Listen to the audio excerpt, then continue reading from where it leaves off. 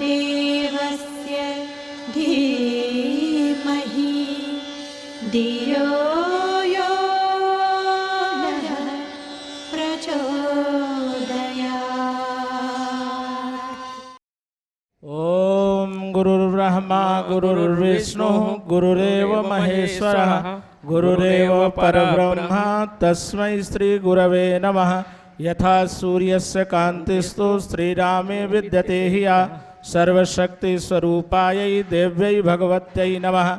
ओम प्रखर प्रज्ञायै विद्महे महाकालाय धीमहि तन्नः श्रीरामः प्रचोदयात्। ओम सजल श्रद्धायै विद्महे महाशक्त्यै धीमहि तन्नो मां भगवती प्रचोदयात्। ओम नमोऽस्त्वनन्ताय सहस्रमूर्ते सहस्रपादाक्षिशिरोरुबाहवे सहस्रनाम्ने पुरुषाय शाश्वते सहस्रकोटियुगधारिणे नमः।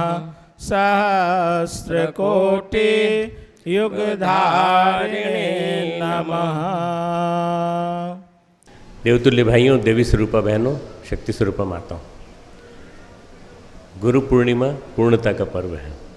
गुरु पूर्ण होता है अपना सब कुछ लुटाकर शिष्य के ऊपर। शिष्य पूर्ण होता है अपना अनुदान देकर। शिष्य और गुरु के आध्यात्मिक मिलन का इतना अनूठा पर्व है और ऐसे मौसम में आता है। श्रावण मास शुरू हो जाता है। आपको मालूम है कि गुरु को जिसने दिया उसको कितना मिलता चला गया। गुरु को विवेकानंद ने दिया तो मिलता चला गया गुरु के बदले में। गुरु को हमारे स्वामी दयानंद जी, जिनका शुरू का नाम था मूलशंकर, उन्होंने दिया तो वो दयानंद बन गए। तो कहाँ से कहाँ पहुँच गए। कई बार गुरु से भी बढ़कर काम कर दिखाते हैं शिष्य। इतनी बड़ी बड़ी उनकी उपलब्धियाँ होती हैं। सारा अनुग्रह गुरु का होता है। तो आज व्यास पूर्णिमा भी है और गुरु को याद करने का भी दिन है। क्यों? आदि गुरु हैं। व्यास आदि गुरु माने जाते हैं। उनका जन्मदिन है आज, गुरु पूर्णिमा के दिन। आज के दिन हम ये ध्यान रखें कि हम कितने सौभाग्यशाली हैं कि हम गुरु पूर्णिमा के दिन दीक्षा ले रहे हैं। गुरु पूर्णिमा के दिन दीक्षा लेना बड़ा सौभाग्य है, बहुत बड़ा सौभाग्य है।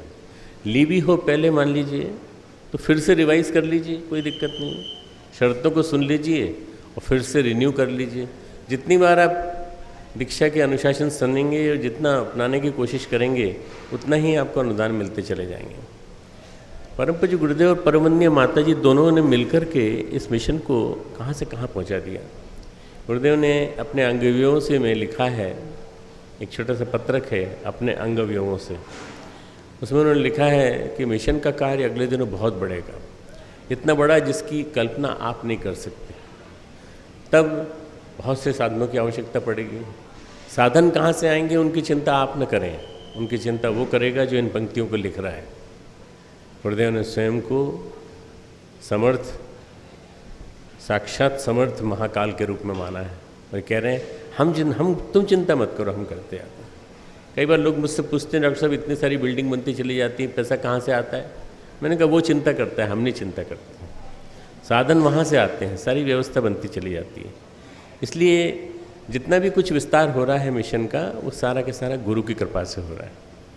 गुरु के ऊपर भी गुरु की कृपा, परम पूज्य गुरुदेव के ऊपर उनके गुरु की कृपा, और उन गुरु के ऊपर स्वयं साक्षात परमात्मा की कृपा ऐसी बरसती हो। तो वैसे गुरु को सीधा कहा गया है, गुरुर ब्रह्मा गुरुर विष्णु गुरुरेव महेश्वर। गुरु ब्रह्मा भी है, विष्णु है और शिव भी है।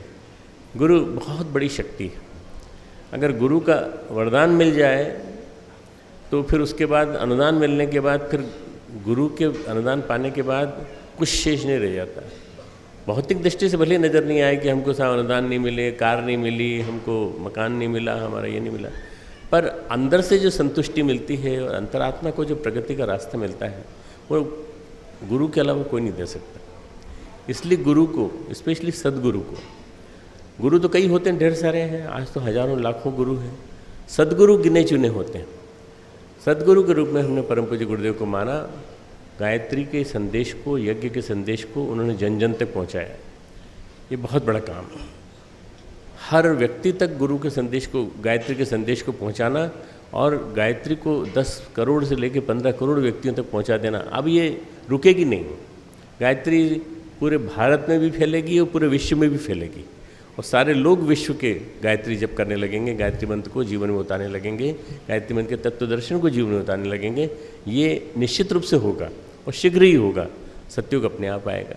जब से गायत्री मंत्र फैलेगा, सतयुग अपने आप आएगा। आज ऐसे गुरु से, ऐसी समर्थ गुरु सत्ता से आप जुड़ने जा रहे हैं, तो अपने आप को भी ये मानें कि हम अपने सौभाग्य को सराहें और आज कुछ शर्तों को सुन लें, जिन शर्तों के माध्यम से हमको गुरु से जुड़ना है। क्या शर्तें हैं? पहली शर्त ये है कि आप अपनी बुराइयों को छोड़ दीजिए। इसका नाम है देव दक्षिणा। देवत्व धारण करने के लिए दी गई दक्षिणा। बुराइयां क्या हैं? छोटी छोटी सी बुराइयां हैं, व्यक्तित्व को खराब करती हैं। पहली जो बुराई है वो हमारे जीवन से जुड़ी हुई है, रोज़मर्रा के जीवन से। झूठ बोलना, पीठ पीछे बुराई करना, कड़वा बोलना, किसी के बारे में कुछ भी बोल देना। आप अप्रामाणिक बन जाते हैं और ऐसी स्थिति में आप पर कोई विश्वास नहीं करता। तो ये जो छोटी छोटी सी बुराइयां हैं, तो ऐसे ही गलती से निकल गया था, मजाक में निकल गया था, मजाक में भी न निकले। ये शरीर भगवान का मंदिर है। इस भगवान के मंदिर से कुछ भी चीज़ ऐसी न निकले जो गंदी हो, जो किसी की आलोचना करती हो, जो किसी का अपमान करती हो, जो किसी को मानसिक रूप से हिंसा पहुंचाती हो। ऐसा कभी ना हो। इसलिए पहला काम तो ये कि हम अपने ऊपर नियंत्रण रखेंगे और हम किसी भी हालत में कोई ऐसी बात नहीं कहेंगे जिससे किसी को चोट पहुंचे। आप जानते हो कि द्रौपदी के एक दो वाक्यों ने ही पूरा महाभारत कर दिया था। गुरु द्रौपदी ने कहा था, अंधों के बेटे अंधे होते हैं। बस इस वाक्य के बाद दुर्योधन इतनी बुरी तरह से चिढ़ा। युद्ध तो होना ही था, निमित्त भली द्रौपदी बन गई हो, परंतु युद्ध तो होना ही था, परंतु उसका जो वो बोलना था, उन वाक्यों ने पूरा के पूरा माहौल महाभारत के लिए तैयार कर दिया। तो हम कुछ भी बोलें सोच समझ के बोलें, जो भी बोलना। बड़ों के प्रति विनम्रता, छोटों के प्रति प्यार भरी वाणी और अपने सहयोगियों के प्रति दोस्ती भरी परंतु स्नेह भरी हो, ऐसी वाणी हमारी होना चाहिए। यह हमारा पहला सूत्र। हम झूठ नहीं बोलेंगे, कड़वा नहीं बोलेंगे, पीठ पीछे बुराई नहीं करेंगे, किसी के बारे में कुछ नहीं कहेंगे और गपबाजी नहीं करेंगे, फालतू की अनावश्यक गपबाजी। आज क्या है, समय पास करने के लिए लोगों के पास कितने सारी चीज़ें आ गई हैं, कितने ढेर सारी चीज़ें आ गई हैं। फेसबुक आ गया है, व्हाट्सअप आ गया है, दुनिया भर के कंप्यूटर आ गए, न जाने क्या क्या लैपटॉप आ गया, न जाने कितने कितने तरह के वो आ गए, स्मार्टफोन आ गए। मैं खुद यूज़ करता हूँ अब स्मार्टफोन, पर इस काम के लिए यूज़ नहीं करता। अपने समय को बर्बाद मत करिए, समय को भगवान के काम में लगाइए, अच्छे लोगों को जोड़िए। आप अगर व्हाट्सअप का यूज़ भी करते हैं तो अच्छे लोगों को जोड़िए, गुरुदेव के वाक्य भेजिए, गुरुदेव के चिंतन को फैलाइए, जगह जगह फैलाइए। क्या दिक्कत है? कोई दिक्कत नहीं। दूसरा है मित्रों जो आपको आज निभाना है, वो है आप अपने खान पान पर ध्यान दीजिए। क्या खाते हैं, क्या पीते हैं। लोगों की जीभ सबसे ज़्यादा परेशान करती है। आज एक सबसे बड़ा रोग हो गया है स्वाद रोग। स्वाद रोग क्या हो गया है? हमें अच्छा लगता है, स्वादिष्ट लगता है, पिज़्ज़ा स्वादिष्ट लगता है, ये स्वादिष्ट लगता है। तो स्वाद रोग की वजह से क्या हो गया कि लोग जो हैं अनावश्यक चीज़ें खाने लगे। आपको मालूम है क्या है उसके अंदर? आपको मालूम है आपको जानबूझ करके नॉन वेजिटेरियन खिलाया जा रहा है और आपको बिल्कुल नहीं मालूम आपके खाने में क्या मिला हुआ है, आपको कुछ नहीं मालूम। आप बाज़ार में जाके खाते हैं, कुछ नहीं मालूम आपको क्या खा रहे हैं। घर का खाओ और स्वस्थ खाओ, स्वच्छ खाना खाओ और स्वस्थ बनो। बस ये खाने के मामले में थोड़ा सा अपना ध्यान रखना है। जैसा खाए अन्न वैसा बने मन। अन्नो वही मनः, अन्न से मन बनता है। तो हम मन को अपने मजबूत बनाएंगे, मन को सशक्त बनाएंगे और समर्थ, सुंदर, पॉजिटिव विचारों से भरा रखेंगे। कैसे? अन्न के माध्यम से। तो अन्न तो साहब हम आपका ही खाते हैं, यहीं का खाते हैं। खाओ ना, मना किसने किया? खाते समय किसी की बुराई मत करो। अब खाते समय किसी की बुराई करी तो फिर तुम्हारे अंदर भी वही विष भर जाएगा जो भोजन में है। इसलिए कोशिश करना कि आप वो जो खाएं वो सोच समझ के खाएं, अच्छी परिस्थितियों में खाएं। अच्छे रिसोर्सेज से कमाया हुआ खाएं, उसके रिसोर्सेज जो अन्न, जो उपार्जित अन्न है वो सही है कि नहीं। इसके अलावा मित्रों, जो हम खा रहे हैं उस पर ध्यान भी दें, हम क्या खा रहे हैं। हम जो खाते हैं उसके बारे में ये नहीं सोचते कितना खाना है, कभी ठूस ठूस के खा लेते हैं। परम पूज्य गुरुदेव ने एक वाक्य लिखा है, मनुष्य ही ऐसा जानवर है जो जब चाहे तब खा सकता है। मनुष्य ही ऐसा जानवर है जो जब चाहे तब खा सकता है। शेर शिकार करता है, शिकार करने के बाद 4-5 दिन तक कुछ नहीं खाता। उसने शिकार कर लिया ना, अब उसको पचाएगा, मांस पचेगा।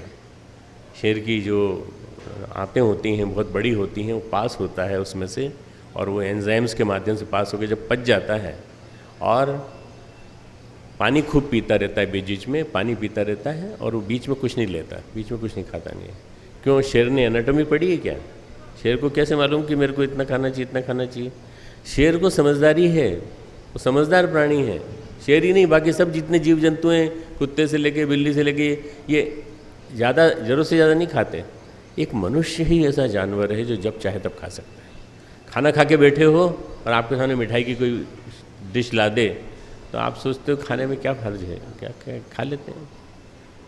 ये जो खाना है आपका अतिरिक्त, ये आपको बीमार बनाएगा और आपके शरीर में कई तरह के विकार पैदा करेगा। इसको भगवान ने 9 दरवाज़ों की आध्यात्मिक राजधानी कहा है।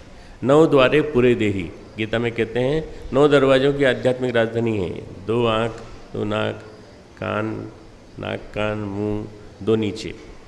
इन सब के माध्यम से हम अपने आप को पहचानने की कोशिश करें कि क्या हमसे कोई गलती तो नहीं हो रही है, कहीं हम ऐसा तो नहीं ऐसा कुछ खा रहे हैं। पीने में भी ध्यान रखें। आज क्या हुआ, ये कोक, पेप्सी और दुनिया भर के जो लिकर आ गए ना, जितने भी लिक्विड आ गए, इनको पीने में तो आनंद आता है, पर आपको मालूम नहीं है कि इनमें जहर कितना भरा पड़ा है। इनको पीने से आपको शांति नहीं मिलेगी। आप सोचेंगे ये सब डॉक्टर साहब बता रहे हैं, दीक्षा से क्या मतलब है? दीक्षा से ये मतलब है कि गायत्री नहीं फलेगी तुम्हारी अगर तुमने हमारे नियमों का पालन नहीं किया तो। गायत्री जीवन में उतरेगी ही नहीं अगर नियमों का पालन नहीं किया तो अपना प्रज्ञा पेय पियो, जड़ी बूटी का फलों का रस पियो, कल्क पियो जो स्मृति ऊपर में मिलता है। तीसरा है मित्रों आराधना। तीसरा जो है समाज से जुड़ा हुआ काम है। समाज से जुड़ा हुआ क्या काम है? आप प्रदर्शन के लिए मत जिए। प्रदर्शन करने में क्या होता है कि हम अपने को दिखाना चाहते हैं, खर्चीला प्रदर्शन, दहेज के माध्यम से अपने जीवन में हमारे जो कुछ भी है हमारे पास तो पैसा बहुत है, हम तो फुलझड़ी लगा खर्च करेंगे अपने बेटे की शादी में, अपनी बेटी की शादी में। आप खर्च करोगे पर आप असामाजिक हो। समाज को ज़रूरत है पैसे की और आप पैसा फूंक फूंक के खर्च कर रहे हो। आप मत खर्च करो। समाज में रह कर के समाज के साथ जीना सीखो। ये 3 शर्तें हैं। इसको कहते हैं गुरु दक्षिणा, देव दक्षिणा। देव दक्षिणा देवत्व धारण करने के लिए दी गई दक्षिणा। अब इसके बाद में तो 5 नियम और हैं जो आपको पालन करना है। 3 योग प्रधान हैं, 2 तप प्रधान है। योग प्रधान है भक्ति योग, कर्म योग, ज्ञान योग, और योग प्रधान है 2। भक्ति योग प्रधान, भक्ति योग क्या है? भक्ति योग की उपासना। गायत्री की उपासना नित्य करेंगे, नियमित रूप से करेंगे, कभी भी उसमें कोई कंजूसी नहीं आने देंगे। अब उसमें ऐसे माला मत करना जैसे माला उठा के देखी कितनी हो गई, फिर नीचे रख ली, फिर उठाई कितनी हो गई, फिर नीचे रख ली। ये माला करना नहीं है, ये तो गिनती गिनना है। इसके बजाय तो आप चुपचाप शांति से 5 मिनट का 10 मिनट का अलार्म लगा लो। 10 मिनट जब करना है तो 10 मिनट के बाद अलार्म अपने आप बज जाएगा, आपको पता चल जाएगा। आजकल हर मोबाइल में हर जगह अलार्म है, आपकी घड़ी में अलार्म होगा, लगा दीजिए। नहीं साहब हमें तो बार बार घड़ी देखने की आदत है, तो बार बार घड़ी देखने की आदत है, अलार्म लगा दो ना। अच्छा, बार बार समय देखने की आदत है हमको कि समय कितना हो गया। हमारा मन नहीं लगता। मन इसलिए नहीं लगता कि जप के साथ ध्यान नहीं सीखा आपने। जप के साथ ध्यान करना सीखो। उगता हुआ सूरज, उसके रोम रोम में, कण कण में प्रकाश, हमारे शरीर के तन में, मन में, हर कण कण में, जर्रे जर्रे में समा रहा है, और ये प्रकाश हमें अंदर से बाहर तक प्रकाशवान बना रहा है, अंधेरे को उजाले में बदल रहा है, और हम अंदर से बाहर तक पारदर्शी बन रहे हैं। अब हमको कोई देख के ये नहीं कह सकता कि ये आदमी गलत है। वो यही कहेगा कि नहीं तो अंदर से बाहर तक एक जैसा ही है, इसके अंदर कोई दुर्गुण नहीं है। ऐसा ध्यान करो। जब करें तो सूर्य का ध्यान, जब करें तो सूर्य का ध्यान। गायत्री माता का ध्यान भी कर सकते हैं, गुरुदेव माता जी का भी ध्यान कर सकते हैं, मैं तो ध्यान की क्लास लूँगा हमारे देव संस्कृत विश्वविद्यालय के बच्चों की, जो कि कंप्यूटर पे भी अवेलेबल रहती है, यूट्यूब पे भी अवेलेबल रहती है। उस क्लास में मैं बताता हूँ, करीब करीब 100 वैरायटी का ध्यान बता चुका हूँ मैं। चंद्रमा का ध्यान, विभिन्न प्रकार की हलचलों का ध्यान, ये जो चिड़िया चींची कर रही है, इस चिड़िया की चींची पे भी आप ध्यान केंद्रित कर सकते हैं और इसी चींची को अपना ध्यान का विषय बना सकते हैं। मतलब ध्यान जो है वो आदमी की जितनी भी मनस्थिति है, विचारधारा है, इनको एकाग्र करने का, तन्मय करने का तरीका है। बिना ध्यान के जप अधूरा है। जो आज जप कर रहे हैं ना, लिप सर्विस, विवेकानंद ने कहा था ये होठों की सेवा है। करे जा रहे हैं, देखते जा रहे हैं, इधर देखते जा रहे हैं, उधर देखते जा रहे हैं। आज खाने में क्या बना है भाई, पूछते हैं। मैं किचन से नहीं पूछ रहा हूँ, मैं आपको बता रहा हूँ, उदाहरण दे रहा हूँ। खाने में क्या बना है, पत्नी से पूछ रहे हैं और माला कर रहे हैं। अरे तो माला करते समय क्यों पूछा तुमने? माला कर रहे हो तो फिर खाने से क्या मतलब? माला कर रहे हो तो फ़ोन भी मत उठाओ। माला कर रहे हो तो 5 मिनट बैठो, 10 मिनट बैठो। मैं तो कहता हूँ मित्रों, 1 माला से शुरू करो, 3 माला पे आ जाओ तो ये शुरुआत हो जाएगी। 1 माला आत्मकल्याण के लिए, दूसरी माला लोक कल्याण के लिए, तीसरी माला समष्टि में छाए हुए जितने भी अनिष्टकारी चल रहे हैं। देखो कल परसों नरसों में कितना ज़्यादा हो गया। आतंकवादी आए, आतंकवादियों ने हमारे देश को पूरी तरह से उन्होंने सुरक्षा की पोल खोली। आतंकवादी ना आए, हमारे देश की सुरक्षा के फोर्स के लोग जो मरे हैं उनकी आत्मा की शांति के लिए हम प्रार्थना करेंगे। हम हमारे राष्ट्रीय हीरो APJ कलाम साहब, अब्दुल कलाम साहब की शांति, मन की शांति के लिए प्रार्थना करें। ये भाव मन में रहे, तो ये भाव मन में रहेंगे तो क्या होगा कि फिर आपका मन इधर उधर नहीं भागेगा। 3 माला, तीसरी माला इसके लिए, आत्म विभीषिकाओं के निवारण और आत्म शांति के लिए, विश्व भर में शांति हो इसके लिए। दूसरी माला लोक कल्याण के लिए। लोक का कल्याण नहीं हुआ तो आपका कल्याण होने से क्या फ़र्क पड़ेगा? आपका भी कल्याण हो, लोक का भी कल्याण हो, दोनों का कल्याण एक साथ हो। ये 3 माला करनी है।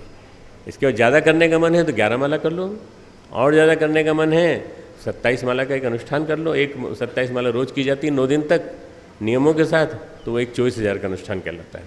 40 माला रोज़ की जाती है नियमों के साथ, तो वो 40 दिन के अंदर पूरा के पूरा जो है वो आपका 1.25 लाख का अनुष्ठान कहलाता है। और 66 माला की जाती हैं रोज़ साल भर तक नियम पालन करके, तो वो 1.25 लाख, वो 24 लाख का महापुरुषण कहलाता है। 24 लाख का एक महापुरुषण जो गुरुदेव ने 24 की है। ये बड़े बड़े उपासनाएं हैं, पर तो आप तो छोटी उपासना करें। समय कम मिलता है, सुबह उठने के बाद सबसे पहले उठो और प्रणाम करो भगवान को। भगवान तुमने हमें जन्म दिया, इसके लिए हम आपको धन्यवाद देते हैं। हमने नया दिन चालू होकर किया है, हम अब नया दिन गायत्री मंत्र से चालू करते हैं। 5 मंत्र मनी मन बोलो, उठ जाओ, फ्रेश हो जाओ। उठने के बाद अगर माला कर सको तो माला करो, और माला करने के बाद उसके बाद फिर मन को आप खुद अपने अंदर से आनंद से भरा हुआ महसूस करेंगे। माला का मतलब ये नहीं है कि सटक सटक सटक सटक सटक सटक सटक किए जा रहे हैं। आप नहीं भी करोगे तो भगवान को कोई एहसान नहीं कर रहे हो, आप भगवान पे एहसान कर रहे हो आप माला करके। भगवान को कोई ज़रूरत नहीं आपकी माला की, भगवान को आपकी भावनाओं की आहुति की ज़रूरत है। अगर आपकी भावनाओं की आहुति मिलेगी तो भगवान बहुत प्रसन्न होगा। पहला काम है उपासना। उपासना में अपनी आत्मसत्ता को परमात्मा सत्ता में विलय कर देते हैं। दूसरा है साधना। साधना का क्या मतलब होता है? अपने आप को साध लेना, अपने ऊपर अपना कंट्रोल, किसी और का नहीं, अपना कंट्रोल। किन चीज़ों पे कंट्रोल? जैसे मैंने पहले बता चुका हूँ, जिह्वा पे कंट्रोल, अपनी जिह्वा पे कंट्रोल। जिसका जीभ पे कंट्रोल होता है उसका अपनी काम वासना पे भी कंट्रोल होता है। जो जीभ पे कंट्रोल कर लेगा उसकी काम वासना भी नियंत्रित हो गई। आप देखिए, खूब अनुभव करके देखिए। नवरात्रि के दिनों में क्यों अनुष्ठान बताया जाता है कि भाई ये खाया करो, ये खाया करो, ये खाया करो? क्यों? कि हम लोग अपने जीवन को उन 9 दिनों में अन्य चीज़ों से दूर रखना चाहते हैं। 9 दिनों में कम से कम माँ दुर्गा के अनुदान तो मिले, पर लोगों ने तो 9 दिन के लिए 9 थालियाँ बना ली और तरह तरह के कुट्टू और सीताफल और ये और न जाने क्या क्या सब्जियाँ खाते हैं और रोटियाँ खाते हैं और दुनिया भर का फलाहार खाते हैं। फलाहार खाए बिना चैन ही नहीं आता उनको तो। अरे भूखे रहो, आधा पेट खाओ। गुरुदेव ने कहा आधा पेट खाओ। क्या कैसे खाएं? कोई एक चीज़ खा लो, लगा खाने की, एक लगाने की, दाल चावल या रोटी सब्जी। भूखे मत रहो, थोड़ा खाओ पर कम खाओ। और आधा पेट छोड़ दो आधा पेट भोजन के लिए, 1/4 पेट पानी के लिए, 1/4 पेट हवा के लिए। आप देखो आपका खुद का डाइजेशन ठीक रहेगा, आपको खुद लगने लगेगा कि हम हल्का फुल्का महसूस कर रहे हैं। तो ये इंद्रिय आहार पे संयम, इंद्रिय संयम। पहला इंद्रिय संयम। इंद्रिय संयम, काम वासना पे संयम, हमारा अपनी इंद्रियों पे संयम, हमारी अपनी आँखों की इंद्रियों पे कंट्रोल, कोई अशोभनीय चीज़ नहीं देखेंगे। ये केवल अनुष्ठान के दिनों की बात नहीं है, रोज़ की बात है, रोज़ की बात है। आहार भी रोज़ की बात है, हम वही खाएंगे जो खाया जाना चाहिए। दूसरा है मित्रों, जो आपको ध्यान रखना है नियमों के अंदर, साधना में मैं उपासना बता चुका, साधना बता रहा हूँ। साधना में पहला इंद्रिय संयम, दूसरा है आपके विचारों पे कंट्रोल, विचार संयम। विचार आपके कंट्रोल में है कि नहीं? कोई ऐसा तो नहीं कोई आपके विचार दिमाग को चुरा के ले जाता हो, विचार तरह तरह के डाल देता हो आपके दिमाग में। किसी ने फुसफुस किया कान में तो हम दिमाग खराब हो जाता है हमारा पूरा। मत सुनो किसी की, आप अपनी सुनो, अपने दिल की सुनो, अपने दिल की सुनो। स्वाध्याय करो, स्वाध्याय करके अच्छे विचारों में रमण करने की कला सीखो। सद्विचारों में निरंतर रमण करते रहना स्वाध्याय कहलाता है। सद्विचारों में निरंतर रमण करना स्वाध्याय कहलाता है। ये परिभाषा याद रखना बस। तो उसके लिए क्या करें? अच्छे किताबें पढ़ो, सुबह से शाम तक पढ़ने की जरूरत नहीं है। दिन में 3-4 बार 5 बार जब भी पढ़ने का समय मिले तो स्वाध्याय करो। कम से कम गुरुदेव के लिखे हुई किताबों को पढ़ो, गुरुदेव की किताबों के लिखा हुआ साहित्य, वंदनीय माता जी का लिखा हुआ साहित्य, इन सबको पढ़ के अपने जीवन में उतारने की कोशिश करें। स्वाध्याय के साथ मित्रों जुड़ा हुआ है आपका विचार संयम। तीसरा संयम है जो आपको जीवन में उतारना चाहिए, वो है मित्रों आपको अर्थ संयम। पैसा कंट्रोल में करना चाहिए, पैसा कंट्रोल में। आपका पैसा अनाप शनाप खर्च ना हो, इधर उधर खर्च ना हो, भगवान के काम में खर्च हो। पैसा अगर बचता है तो बचाओ, 1 रुपया रोज़ बचा सकते हो तो बचाओ। बचपन में सिखाया जाता है कि नहीं? अपनी बैंक में डालो, अपने उसमें डालो, पिग्गी बैंक में डालो।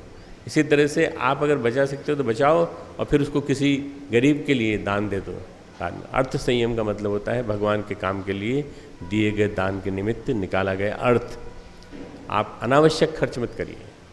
शादी के लिए हमने 1 लाख रुपए 2 लाख रुपए निकाल के रखे हैं, आप कोशिश करिए ना कम से कम खर्च हो।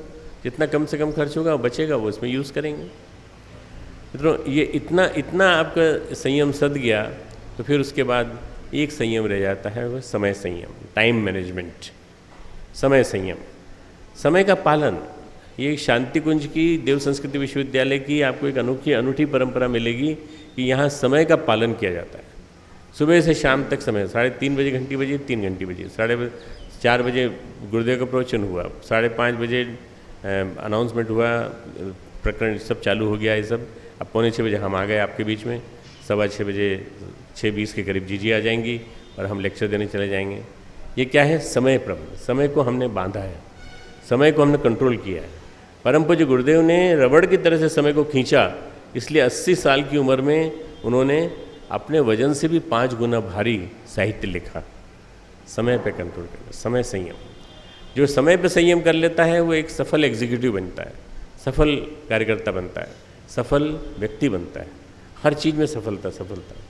तीसरा है आराधना। आराधना का मतलब होता है समाज सेवा। समाज सेवा सबसे बड़ी क्या है? किसी को भी जिसको आप समझते हो कि ये पात्र है, मिशन से जोड़ो, मिशन से जोड़ो, गायत्री परिवार से जोड़ो, उसको गायत्री मंत्र के बारे में बताओ, उसको दीक्षा दिलवाओ और उसको गुरुदेव का साहित्य दो। गुरुदेव के विचारों का विस्तार करो, विचार जितने ज़्यादा फैल सके उतने फैलाने की कोशिश करो। आराधना का मतलब होता है समाज सेवा। समाज सेवा अपने से चालू होती है। अपना सुधार संसार की सबसे बड़ी सेवा है। पहले अपना सुधार करेंगे, फिर संसार की सबसे बड़ी सेवा करेंगे, वो है सेवा समाज को बदलने की। परम पूज्य गुरुदेव ने 1 को बदला, 2 को बदला, दूसरे ने 4 को बदला, 4 ने 40 को बदला, 40 ने 400 को बदला। देखते देखते आज करोड़ों व्यक्ति जुड़ते चले गए इस मिशन में। तो मित्रों ये जो चीज़ है आराधना, ये समाज सेवा है। समाज सेवा के माध्यम से आप क्या कर सकते हैं, आप कितना कर सकते हैं, ये सोचिएगा। इसके पश्चात 3 चीज़ों के बाद 2 तप है, समयदान, अंशदान। आप अपना समय देंगे, 1 घंटा रोज़ भगवान के लिए निकालिए, 1 घंटा रोज़ समाज के लिए निकालिए, 1 घंटा रोज़, ये वही घंटा बोल रहा हूँ मैं, 1 ही घंटा जो है समाज के लिए, भगवान के लिए, और 1 घंटा जो है अपने आप के उत्कर्ष के लिए निकालिए। 2 घंटे निकालिए, एक अपने आत्मोत्कर्ष के लिए, अपने स्वास्थ्य के लिए, अपने स्वाध्याय के लिए, और 1 घंटा समाज के लिए, समाज में सत्प्रवृत्तियों के विस्तार के लिए, परम पूज्य गुरुदेव के चिंतन को फैलाने के लिए 1 घंटा निकालिए। और 1 घंटा आपका जो है वो दुनिया भर में जो इतनी बातें कहते हो उसको अपने ऊपर अप्लाई करते हो कि नहीं। परम पूज्य गुरुदेव की दो छोटी छोटी सी पुस्तकें मैं हमेशा जेब में रखता हूँ, क्योंकि मुझे लगता है कि ये हर एक की जेब में रहना चाहिए। हमारा युग निर्माण सत्संकल्प, इसको पढ़ेंगे, उसको जीवन में उतारेंगे अपने अंग अवयवों से। ये गुरुदेव का दूसरा है। इनको जीवन में एक बार सुबह उठ के पढ़ने की आदत डाल लेंगे तो सुबह से शाम तक अच्छे विचार बने रहेंगे। ये सबसे बड़ा संकल्प है मित्रों। समयदान, अंशदान, 1 घंटे का समय रोज निकालेंगे अच्छे काम के लिए, लोगों को जोड़ने के लिए। और एक हिस्सा अपनी कमाई का कितना हो सकता है, मैं अपना उदाहरण देता हूँ। मैं था 12 साल का, और 12 साल का था तो मैंने गुरुदेव के संपर्क में आया। जब गुरुदेव के संपर्क में आने के बाद मैंने अपनी जो मेरी को स्कॉलरशिप उस ज़माने में 200 रुपये मिलती थी, उस ज़माने के हिसाब से बहुत बड़ी स्कॉलरशिप थी, क्योंकि मैंने टॉप किया था पूरे मध्य प्रदेश में। 200 रुपये की स्कॉलरशिप मैंने अपनी पूरी गुरुदेव को भेज दी। मैंने कहा गुरुदेव ये मैं अपनी स्कॉलरशिप भेज रहा हूँ, आप इसको भगवान के काम में लगा दीजिए। तो गुरुदेव ने उसमें से 6 रुपये रख के बाकी पैसे वापस भेज दिए पूरे। मालूम है क्यों? गुरुदेव ने कहा मेरे को 1 दिन का मांगा था, मैंने पूरा नहीं मांगा था, 1 दिन का था, 1 दिन का था, 1 दिन का रखा और बाकी दे दिया। मैं आश्चर्यचकित रह गया कि इस दुनिया में ऐसे गुरु भी हो सकते हैं जो आया हुआ पैसा लौटा सकते हैं वापस। कितनी बड़ी बात है। मेरे दिल पे उस दिन गुरुदेव ने अधिकार कर लिया। मैं छोटा सा था, 12 साल का था, और उसके बाद फिर गुरुदेव की किताबों को ख़रीदा। उन बचे हुए पैसों से किताबों को पढ़ता रहा। उसका परिणाम ये हुआ कि मैं 27 साल की उम्र में शांति कुंज आ गया पूरी तरह से। मित्रों, समय बचाना और समय को भगवान काम में लगाना, और पैसा बचाना और पैसे को भगवान काम में लगाना। पैसा बचाना, भगवान के काम में लगाना। कितने लोगों को आप अपने पैरों पर खड़ा कर सकते हैं? पूरे जीवन भर प्रयास करें तो अगर एक व्यक्ति को भी आप अपने पैरों पर खड़ा कर दें तो आनंद आ जाएगा। आप कोशिश करिए, देखिए, एक व्यक्ति आपने जीवन में खड़ा कर दिया, अपने पैरों पे स्वावलंबी बना दिया, संस्कारवान बना दिया, तो देखते देखते बदल जाएगा। एक व्यक्ति को बदल दिया तो बहुत बड़ी बात है। अगर आप सभी मिलकर के 10 व्यक्ति बदल दें, एक व्यक्ति 10 व्यक्ति बदल दे, पूरा युग निर्माण हो जाएगा। इसलिए गुरुदेव ने कहा कि भाई समयदान भी दो, अंशदान भी दो, अंशदान भी दो, समयदान भी दो। पैसा अपनी कमाई का एक हिस्सा निकालो, कोई सा भी एक हिस्सा, 20 पैसा रोज, 1 रुपया रोज, या अपनी जो भी आपके पास कमाई है उसका 1 दिन की कमाई है। यहाँ इतने लोग बैठे हैं, मान लो महीने में आपको मिलते हैं 1000 रुपये मिलते हैं, तो 1 दिन का कितना हुआ? 30 रुपया हुआ। तो आप 30 रुपये निकाल कर रख दीजिए अलग से। ये गुरुदेव का हिस्सा है भाई, ये गुरुदेव का हिस्सा है। और 30 रुपये जब भी शांति कुंज आए तो दे दीजिए, या फिर साल भर का इकट्ठा भेज दीजिए। ये भगवान के काम में आएगा। ये जो गुरुद्वारा चल रहा है ना, देखो, माँ भगवती भोजनालय, वहाँ चल रहा है माँ आनंदमयी भोजनालय, और भी एक चल रहा है उधर दूसरी तरफ, तीसरा, 5 भोजनालय यहाँ चल रहे हैं, सब निःशुल्क चलते हैं। एक ही ऐसा है जहाँ पर कैंटीन जैसा वातावरण है, तो वहाँ भोजन में पैसे लिए जाते हैं। बाकी यहाँ की पढ़ाई, एजुकेशन सब सब्सिडाइज्ड। यहाँ जो रहते हैं, आते हैं और दिन रात में रहते हैं, दिन में काम करते हैं, शिवरार्थी आते हैं, 9 दिन तक, 1 महीने तक रहिए, आप कोई दिक्कत, किसी से कोई फीस नहीं ली जाती, पानी का पैसा नहीं लिया जाता, बिजली का पैसा नहीं लिया जाता, सारा का सारा खर्च हम वहन करते हैं। ये कहाँ से आता है? सब आप लोग देते हैं, आप लोगों के अंशदान से। तो आप लोग आज संकल्प ले लीजिए कि हम अपना अंशदान जितना देते थे उससे और ज़्यादा बढ़ाएंगे, और ये गुरु के चरणों में अर्पित करते हैं। ये गुरु के चरणों में अर्पित किया हुआ, ये गुरु काम आएगा, गुरु के काम आएगा, और ये गुरुद्वारे के काम आएगा। इस गुरुद्वारे की देख रेख करने का काम आपका है। हम लोग नहीं करते इसका ध्यान। हम लोग तो आपके दिए हुए पैसे को सुव्यवस्थित ढंग से खर्च करने का काम करते हैं। इसलिए पूरे देश में, पूरे विश्व में, सब जगह से जहाँ से कोई धनराशि आती है उसका व्यवस्थित रूप से मैनेजमेंट करने का काम हमारा है। आपका काम जितना दे सकें। गिलहरी ने कितना दिया था? थोड़ी सी बालू दी थी। आप गिलहरी की तरह से थोड़ी सी बालू दे दीजिए। आप जैसे कि नल नील की तरह से मेहनत कर दीजिए, दिखा दीजिए। सुग्रीव ने अपना राज्य का हिस्सा दे दिया था, पैसा दे दिया था, वो दे दीजिए। आप विभीषण की तरह से पूरा पूरा मुकुट उसने पकड़ा दिया था कि आपका राज्य आपका है, वो दे दीजिए। जो आपके हाथ में हो, जो आपके पास हो, वो दे सकते हैं। जो जितना देगा उसके बदले में उसको उतना ही मिलेगा, उसका दुगुना मिलेगा, तिगुना मिलेगा, कई गुना मिलेगा। अगर आप देंगे तो उसके बदले में मिलेगा। ये 5 शर्त हैं, 5 नियम हैं। आप कमर सीधी कर लीजिए, दीक्षा का समय आ गया है। बिल्कुल अभी तक जैसे बैठे थे उसके बजाय कमर सीधी, दोनों हाथ ऐसे कर लीजिए, दोनों अंगूठे ऐसे कर लीजिए, छाती से चिपका लीजिए और दोनों अंगूठों पर अपनी निगाह रखिए। एक अंगूठे पर वंदनीय माता जी, दूसरे अंगूठे पर परम पूज्य गुरुदेव। याद नहीं आ रहा हो तो सामने चित्र है, आप गुरुदेव माता जी का चित्र देख लीजिए, उनको ध्यान करिए। एक अंगूठे पर माता शारदा मणि, एक अंगूठे पर रामकृष्ण परमहंस, एक अंगूठे पर आप ध्यान कीजिए माता पार्वती का, दूसरे अंगूठे पर भगवान शिव का। जो आपको अनुकूल लगे इन तीनों में से वो ध्यान करिए। ये आज भाव कीजिए कि जीव और ब्रह्म का मिलन हो रहा है। ये जो गायत्री मंत्र है आपके अंदर रोम रोम में, कण कण में प्रविष्ट होता चला जा रहा है। आप हमारे साथ साथ गायत्री मंत्र बोलेंगे, टुकड़ों टुकड़ों में दोहराएंगे। ओम ओम भूर्भुवः भुवः स्वः स्वः तत् तत् सवितुर्वरेण्यं वरेण्यं भर्गो भर्गो देवस्य देवस्य धीमहि धीमहि धियो धियो यो नः यो नः प्रचोदयात्। प्रचोदयात्। ओम ओम भूर्भुवः भुवः स्वः स्वः तत् तत् सवितुर्वरेण्यं वरेण्यं भर्गो भर्गो देवस्य देवस्य धीमहि धीमहि धियो धियो यो नः यो नः प्रचोदयात्। प्रचोदयात्। ओम ओम भूर्भुवः भुवः स्वः स्वः तत् तत् सवितुर्वरेण्यं वरेण्यं भर्गो भर्गो देवस्य देवस्य धीमहि धीमहि धियो धियो यो नः यो नः प्रचोदयात्। प्रचोदयात्। ओम ओम भूर्भुवः भुवः स्वः स्वः तत् तत् सवितुर्वरेण्यं भर्गो भर्गो देवस्य धीमहि धीमहि धियो धियो यो नः प्रचोदयात्। प्रचोदयात्।